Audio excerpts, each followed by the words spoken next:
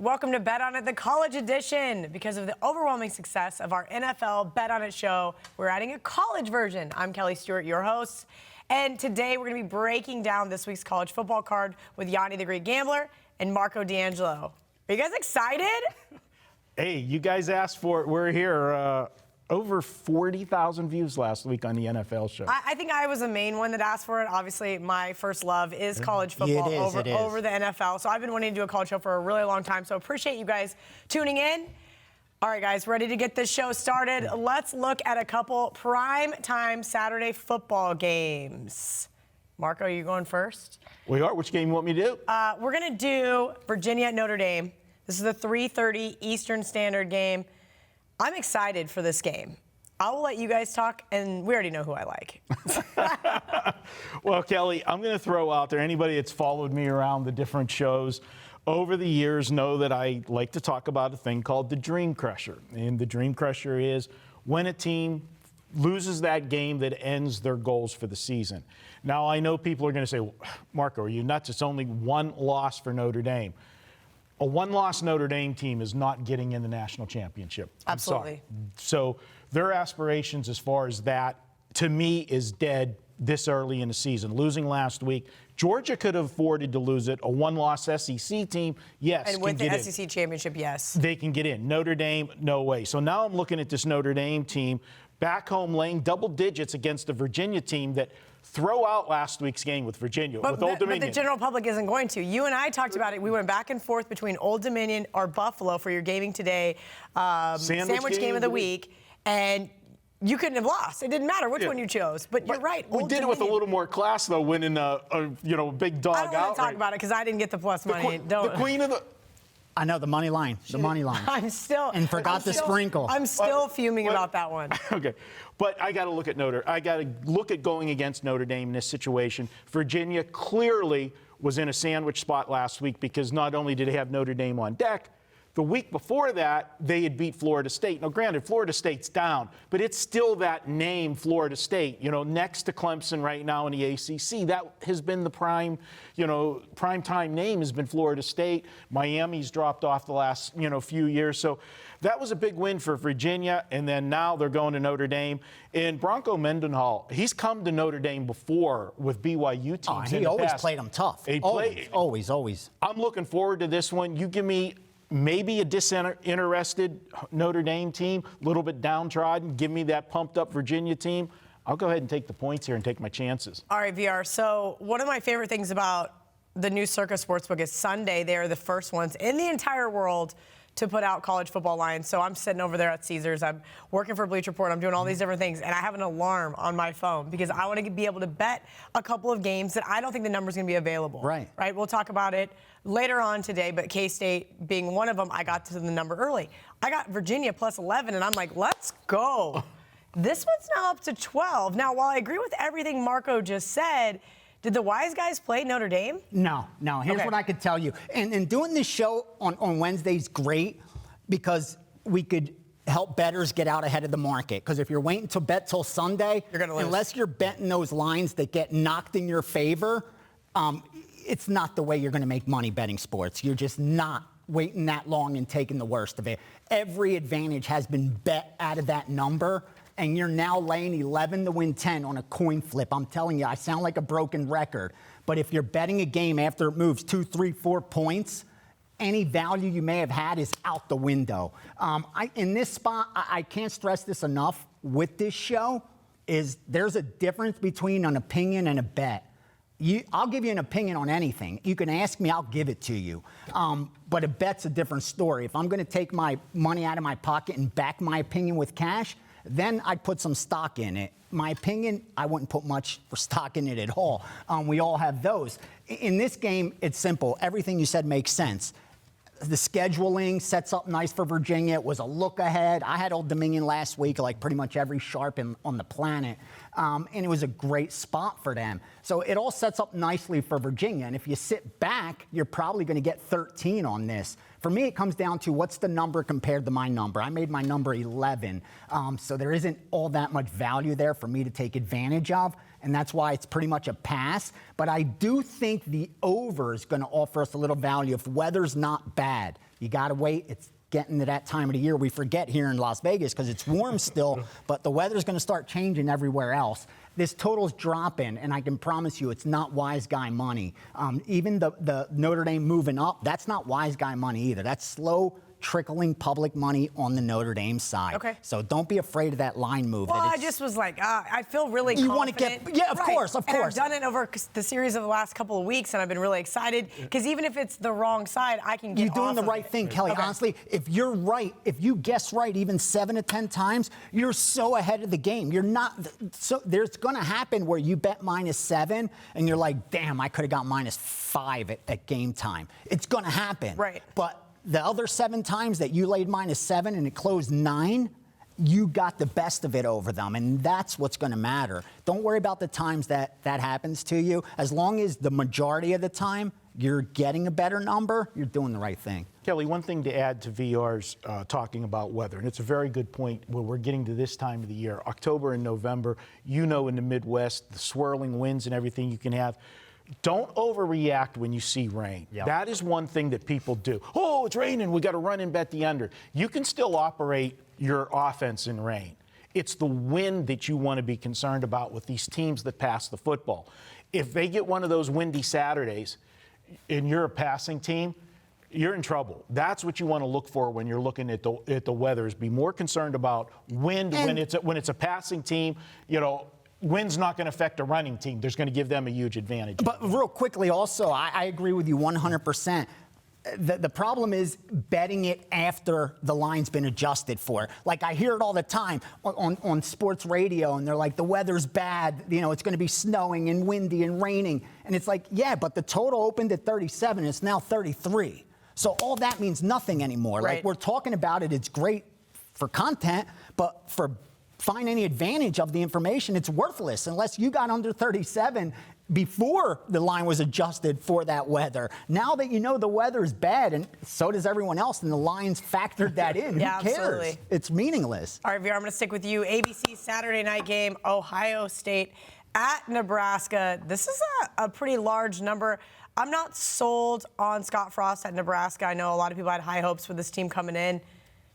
What happens in this game? I can't get a good read on it. I'm going to make it simple for you. If you came here for great analysis and breakdowns of games and teams and players, I'm not your guy. That to me, I don't do that because for me, I think that's fluff and that's nonsense. And don't get me wrong, it's just most bettors do it the wrong way. Most casual bettors. Here's what I mean by that. And you see now, especially, real quickly, my pick will be a second. So instead, this is like a public service announcement. These shows are so important right now, more important than ever. Because with the legalization of sports betting, there's so much sports gambling content now everywhere I look. And real quickly, we already know, factual, less than 1% of bettors are able to make money betting sports long term. Less than 1%. And there's a ton of content. Do you know how much of that 1% is actually writing that content? Pretty much none of it, right? A few of us may in the world. And I'm not going to add myself in this category, but a lot of guys here in Vegas have been doing this for decades and have been trying to put out content, and the need just hasn't been there other than some podcasts and some things like that. And then now with the legalization, there's such a giant boom that these big media companies are scrambling to get and they're grabbing anyone, and you got to be cautious, because what I'm saying is they do it backwards. And here's what I mean: you find the pick. This is what I like, and then they go back and find data, stats, trends to support their pick. Right. Which is the backwards. You're supposed to find the data, the stats, the trends, create your line, and then have that lead you to a pick, not the other way around where you get the pick. This is what I like, and now let me go find support so I could convince people in theory, to bet it. You can literally find support on anything you want. Anything you want. And if it disagrees with you, just say, well, I'm going to buck the trend. Exactly. So not to take more of your time, real simple, I'm going to tell you what I like. I like Nebraska, and the reason's simple. There's my sheet. These are all plays I've bet for different groups that win long term. Unfortunately, because it's Wednesday, there's not totals. We only bet 4 college totals on Saturday, 3 on Friday. Those don't come out until tonight, and tomorrow. But we did bet this side. Nebraska plus 17.5 for 2 different groups took that. I don't know what that line is right now, if it even got respect. No, it's at 17, so not really. It got bet up from 14.5 to 17.5, and that's when these guys got involved. I don't know who bet it up, and I can, real quickly, I can tell you, here's the problem with following steam and betting for different groups. There's 5 games here I can show you.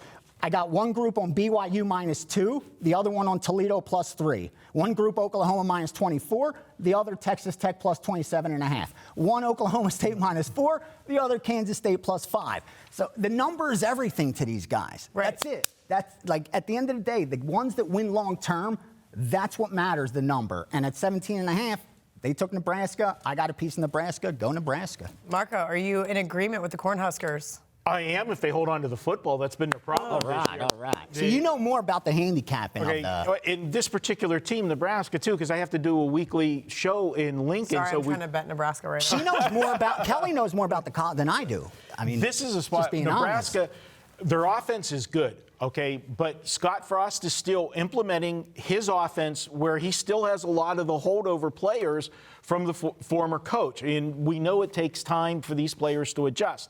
Where that adjustment has come is they've been very sloppy with the football. 11 turnovers through the first 4 games. This is something they've got to clean up. And this is what hurt them last year when they started the season at 0-6. They were -7 in turnovers over those first 6 games. This is a team that's playing at a faster pace this year as well. We know Scott Frost from his days at Central Florida. He didn't take his foot off the gas, and he wanted the players at the line of scrimmage and get the next play off. That tends me to look at the over in this game. We know Ohio State can score. They've been scoring on everybody. They have. 214 points to just 36 for their opposition. Now, granted, they've played some cupcakes in there as well, but they did dismantle a Cincinnati team that was supposed to be one of the better teams. That was supposed to cover that number. In the AAC this year. So I'm looking at this one. I'm going to go ahead and I'm going to look for the over. And I don't care if Nebraska turns the football over or not, because if they turn the football over, it means more points for more points for Ohio State, and it means Nebraska's got to play catch-up. If they're not turning it over, I think this Nebraska team is going to score some points. Their offense... It's dropping a little. You think that's weather-related? I didn't see any sharp groups on the under. No, well, it's a big number, and they're looking at Ohio State, 67. And they're saying that they haven't given up any points. Gotcha. So they're going to say they're going to shut Is Ohio State going to score 67 themselves? No. Yeah, that's what Nebraska can score. I like this one over the total. I think there's going to be 72 points or more in this one. I'll take the over, but I also lean to Nebraska, but they got to have a clean game. All right, great stuff, guys. It's time for us to step out for a quick break, but when we return, it's time for the Steam and Trap Games of the Week. Be sure to check out WagerTalk TV's new show, Pros vs. Joes, with Joe Ranieri, Rob Vino, and the Prez. Each week, they'll pick 5 featured TV games, 3 in college and 2 in the NFL. Listeners of the show can make picks on the same 5 games on a form found in the comments section of the show. All contestants will receive $10 in wager bucks just for entering the contest. If your record ties the panel, you win $25 in wager bucks. If you beat our panel of experts, you get $50 in wager bucks, and anyone going a perfect 5-0 will win $100 in wager bucks. Welcome back to Bet On It. Each week, all season long, Gianni's going to give us his college team game of the week, and Marco's either going to bring us his sandwich game or trap game of the week. Marco, which is it? Do we have a big, giant Subway sandwich? Now I'm freaking starving. I'm hungry. Who decided to film this show during lunch? Afternoon. Exactly. Come on, you guys. Well, we're going sandwich, and you can sink your teeth into this one like you sunk your teeth into that Temple game last week. Okay, if you bring up the fact that I did not bet Buffalo moneyline one more time, my head's going to spin around like The Exorcist, okay? I literally was like, yeah, okay, I'll take the 14.5. I like Marco's analysis. The math added up. Did I think they were going to win that game outright? Look at me and lie to me and tell me you bet the money line. No, I didn't. Okay. But you're the queen of it. And you're sitting next to Mr. Sprinkle. Yeah. How can you forget? Yeah. Speaking of Sprinkle, did you like that video I sent you last week? Yeah, loved it. Of Lori.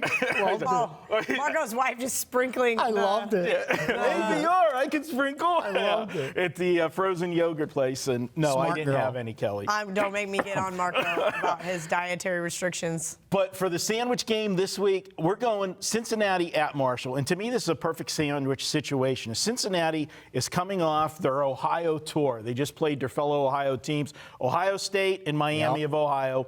In-state rivalries, obviously, the Ohio State being a bigger game. That was 2 weeks ago, but they got back on track last week against Miami of Ohio. Now they travel for a non-conference game against Marshall.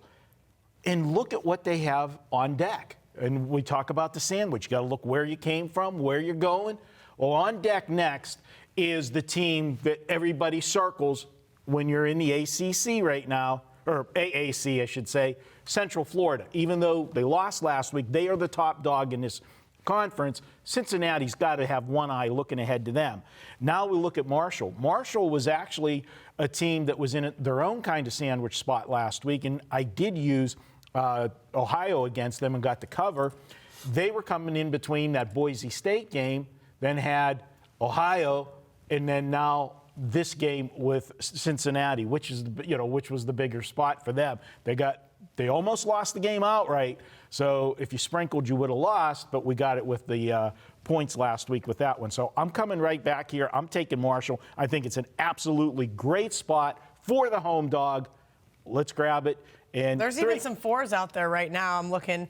It might be worth just hanging tight. Maybe lots and lots of money, thinking that Cincinnati's just going to go in there and pummel this nobody Marshall team. Yeah, you're going to look at it. I mean, you could almost say with this line when it was at 3 and then went to 3.5. At 3, almost trap game material as well. I absolutely, when you text me that you had a couple different options, I was like, God, that looks trappy as hell. Yeah. So this is one of those can go both ways, either category, but I was hungry, so we went sandwich. Thanks, Marco. All right, VR. Tell us about your Steam game this week. All right, my Steam play this week. First one in college football, first show, of course. So it's going to be the first. You're undefeated. If we were top, I should keep this record. Yeah. Been on fire. Now, college has been really good to me. College has been really good this season.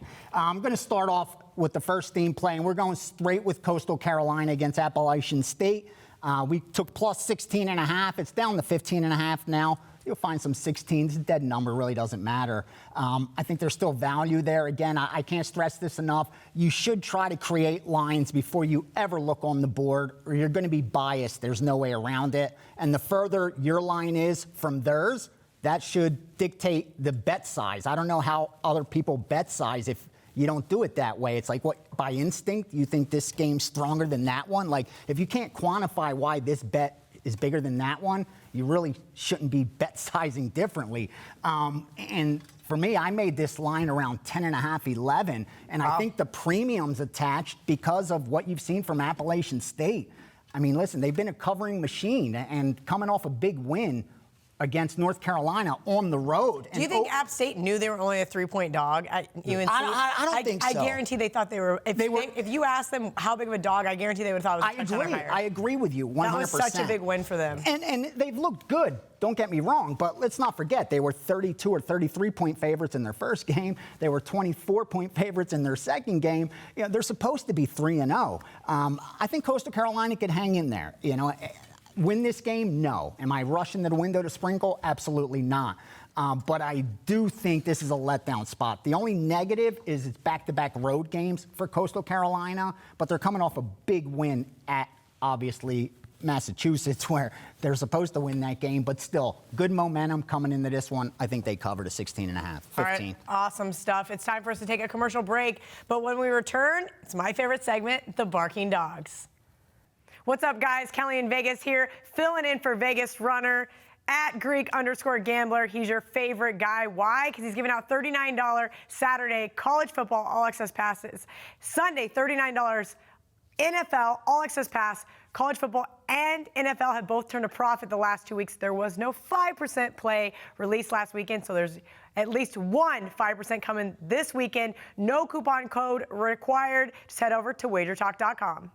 Want up-to-the-minute scores and odds direct from Las Vegas? Then check out our WagerTalk odds page. You'll get all the latest lines along with moves as they happen from all the biggest books in Las Vegas, including Westgate Superbook, Circa, Golden Nugget, Wynn, Stations, CG, and South Point, just to name a few.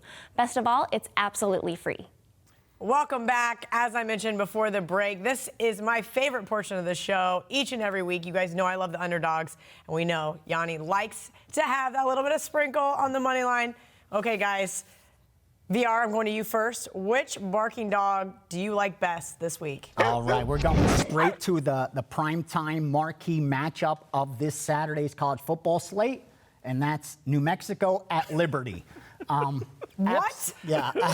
Absolutely. Why did you just get my hopes up about a game I really wanted to watch? Huge game, huge network, 7 p.m. at night. Should attract a ton of action. Got to take the dog here. I made my line pretty much 2.5, 3. Wasn't surprised to see the wise guys take the underdog here in this matchup. The New Mexico side, not much to like there, but they will win this game at Liberty. That's the side. I mean, Liberty gets a lot of love. They do. They really do. They're a touchdown favorite. And you made the line 2.5, 3? Mm-hmm. Wow. All right. I guess I'm betting some team that I can't name players on either. Thanks, VR. Okay. Marco, who is your barking dog this week? All right, well, we're going to go to a little classier game here. We're going to step it up, and we're going to take a look at Kentucky at South Carolina. Both teams are coming off of losses last week, but to me, I think the knee-jerk reaction is going to be to jump on South Carolina. They're returning home after back-to-back road games against Alabama. Big game. They were sky high for that. Then they went to Missouri the second week in a row on the road. Horrible spot for them, and they got rolled 34-14. So people are going to look for them back at home. Last time they were home, it was against Charleston Southern, but they put up 72 points at home last time here. I look for the public to jump on South Carolina. I'm fading them. This is a spot for Kentucky. Last week, I went against Kentucky. It was my big game. Mississippi State, that was my 5% play. And what I was These are things I need texts about, because I gave out Kentucky, and it was a loser early on. What can I say, I missed Kelly? something clearly. You know what? You should ask. You didn't ask. You want some, I can't read your mind. I saw your tweet after that you were on that side, and I was like, uh-oh, not good. But Kentucky was coming off of that big Florida game. That was a bad spot for them. They gave everything they had in that game and was in position to win the game, miss a field goal, and then Florida just trying to run the clock out. They had the game won, put that extra touchdown on at the end to make it the 8-point difference for the final score. And I just thought they were going to come out flat in that game, which they did. Mississippi State was going to be focused. They had some quarterback issues.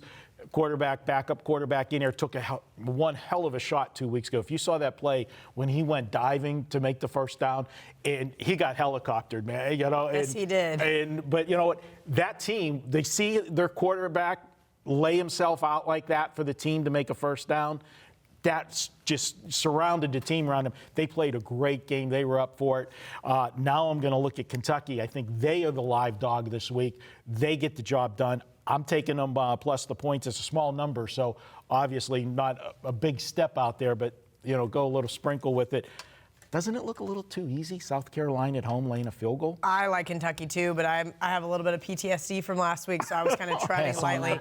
So glad to know you like that. I'm going to give you guys K-State. I know I'm not supposed to be part of the segment, but I'm going to. I got a 7.5 early on this week at Circa. Good for you. Sunday, as I mentioned, they put out those early lines. So I'm really happy with that. This one's now just hanging out around 4.5.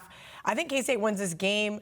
Not only are they the more disciplined team, are they the better coach team, in my opinion. Shout out to Mike Gundy. I love your mullet, but last week at Texas, what the hell were you thinking? K-State, though, off a bye, more importantly, ready to go into Big 12 play, kind of playing with a chip on their shoulder here. And K-State has done traditionally really well against Cowboys. I think K-State wins that game. I love the fact you got 7.5 in your pocket. Honestly, that to me is a winning bet, regardless what happens in the game, because there's randomness. 60 minutes of football, anything can happen. They miss a call, you lose your bet. That you still made a great bet. That's a great bet. Like that to me is what winning sports betting is all about. The handicap and all that and the analysis, it's all great. But at the end of the day, did you place a good bet? Regardless of the outcome. It's great if the outcome goes your way as well, but you could always check if you made a good bet. Look at your ticket.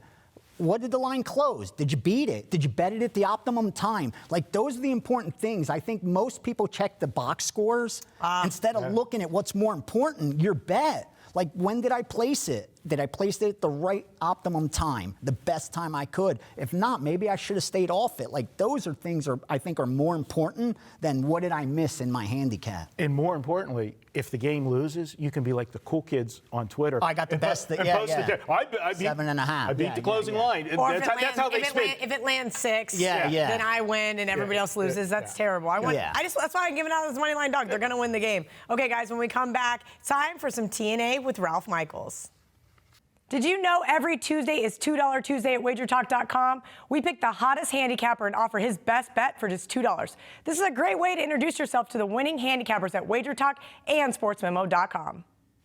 Hey guys, Marco D'Angelo here, and I wanted to tell you, the Gold Sheet was the first sports betting publication I ever bought. Founded in 1957, the Gold Sheet is still one of the most used sources for sports betting information.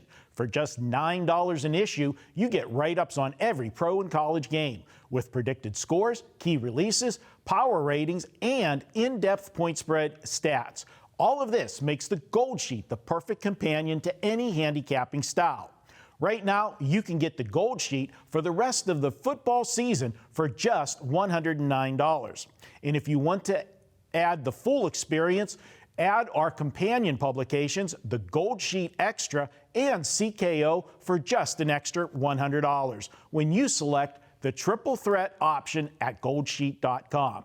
WagerTalk clients can double up. Sign up for any Gold Sheet product and we will credit your WagerTalk account with an amount equal in wager bucks. To cash in, just email support@wagertalk.com with your Gold Sheet order info.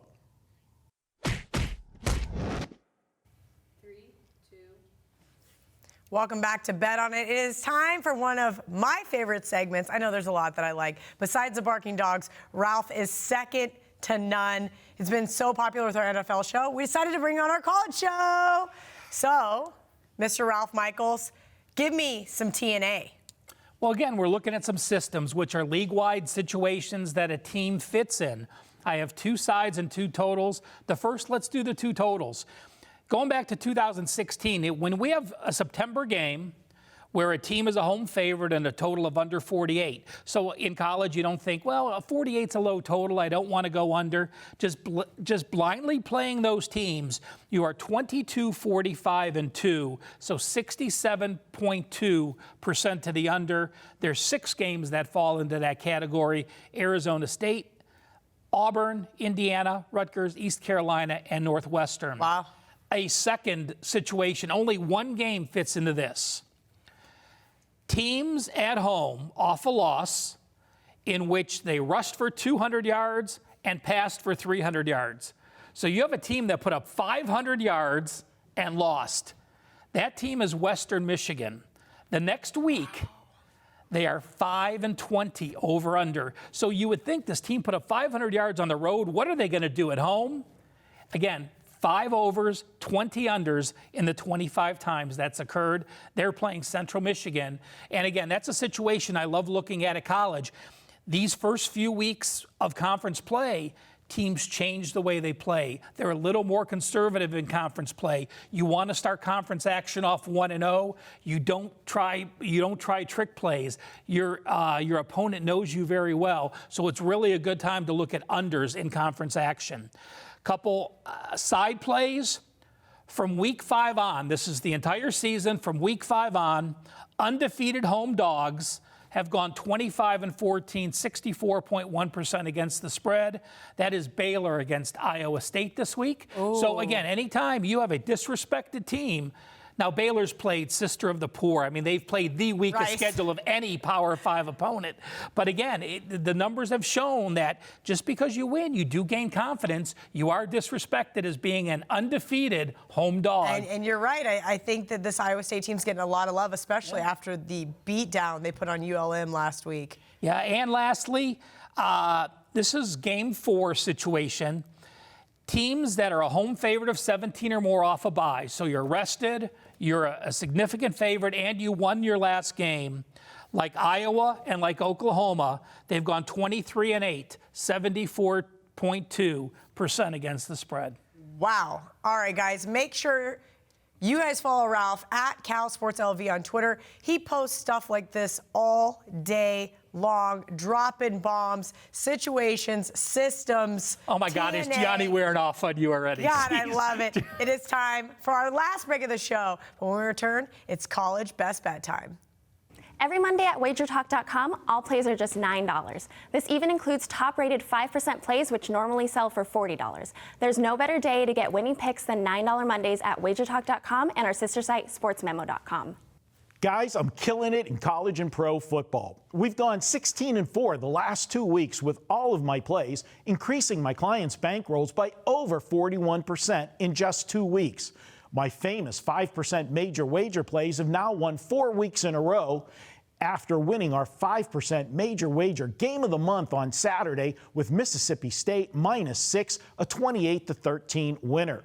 Going back to last year, we are now 8-1 the last 9 with these special 5% major wager plays. My next 5% major wager goes this Saturday. You can get it by itself for $40 or pick up a 30-day all-access package. Normally $325, just $225 this week. You'll get all of my plays. And again, 16-4 the last 2 weeks. Check out my homepage at WagerTalk.com. All right, guys, Marco says I'm the lady, so I get to go first on best bets. No, it's not K-State. No, it's not Virginia, which I wanted to make it Virginia. I really did. But we already kind of talked about that. So I'm going to give out one of my other favorite underdogs this week. We're going Washington State plus the points at Utah. I think they're definitely worth a money line sprinkle here. Here is a Washington State team that when I went to bed on Saturday night was up 45-17.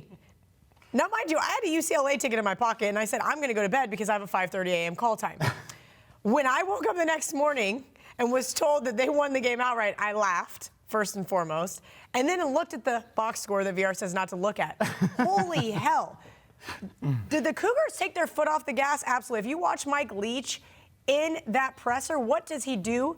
He says these guys got lazy. They quit. They quit playing defense. They quit tackling hard. I mean, he definitely ripped into his team. Now they play the team that predictably was the Pac-12 South champion until they lost on Friday night. Yes, do I think Utah is primed for a nice bounce-back spot? Yes, but the Cougars, 16-5 as a road underdog since 2003.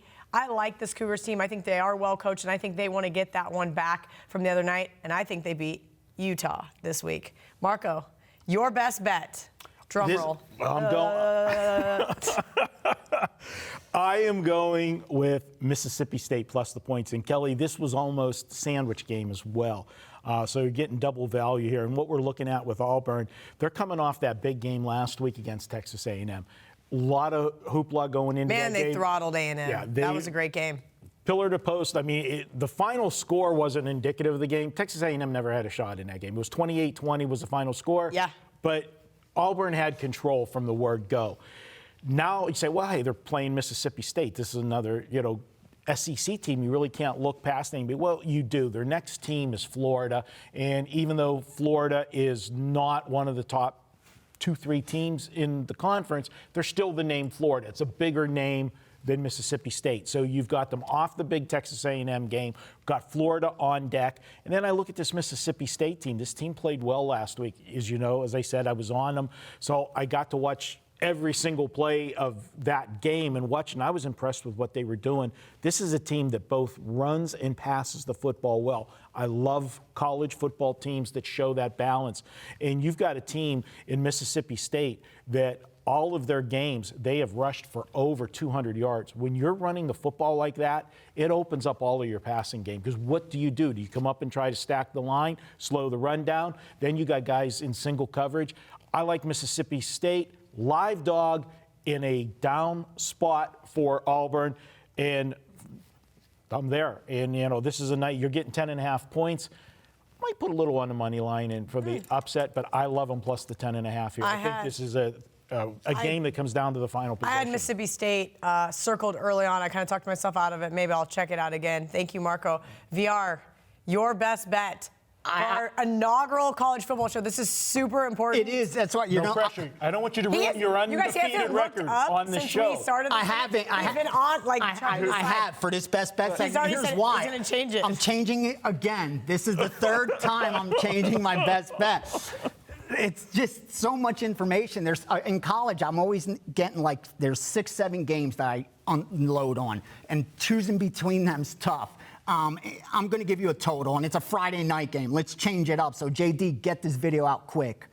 People don't got all day to bet this, especially since the line's going to move, too. Penn State, Maryland, Friday night. Get out ahead of everybody, have some money in your pocket for Saturday, or chase and try to win back what I lost for you.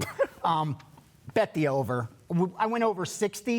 It's now 61, 62, maybe a little higher.